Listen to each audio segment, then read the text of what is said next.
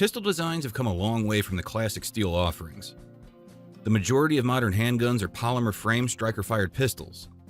Every handgun manufacturer worth its salt has a striker-fired option. But what makes them so popular? And why should you consider a striker-fired pistol over a more traditional option?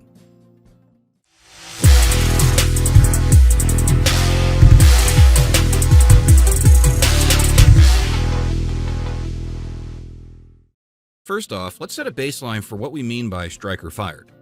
Striker-fired refers to the firing mechanism of the firearm. Striker-fired pistols utilize a striker firing pin combo that typically cocks as the slide is cycled. There's no hammer to pull back and release. Pulling the trigger simply releases the striker. The result is a single consistent trigger pull with a predictable break and reset. The trigger pull weight is usually much lighter than a traditional double action and a bit heavier than a single action only. Some of the most popular pistols use a striker-fired action, such as Glock's, the SIG P320, Smith & Wesson M&P, and Springfield XD. They're popular for the military, law enforcement, and even civilian use. If you've spent any time around firearms, you've likely handled or at least seen a striker-fired action, whether you knew it at the time or not. There's a reason why striker-fired pistols are so popular, and they definitely have their advantages.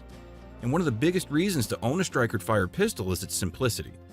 The striker action requires very few parts. It also allows the gun to be very cost-effective, as there's not much machining and parts fitting required.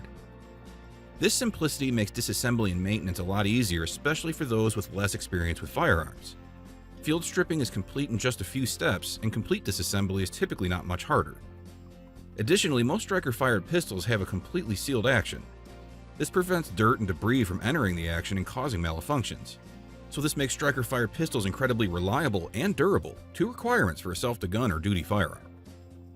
Even though striker-fired pistols are great, they do have some disadvantages.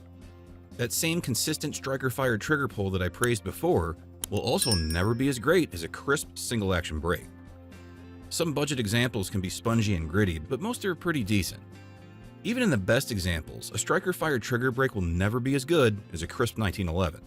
Additionally, the striker-fired action is typically found on polymer pistols, which is great if you want cost-effective firearms that simply do the job. However, if you're looking for something more detailed and refined, you'll likely need to turn to a hammer-fired option.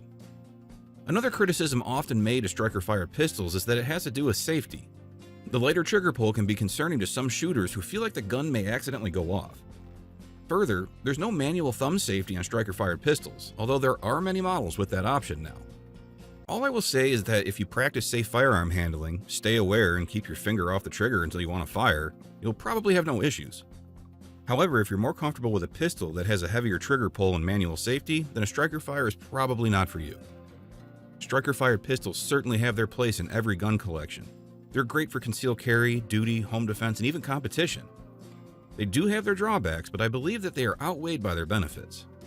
The great thing is that you can always own more than one firearm. So that wraps up our video.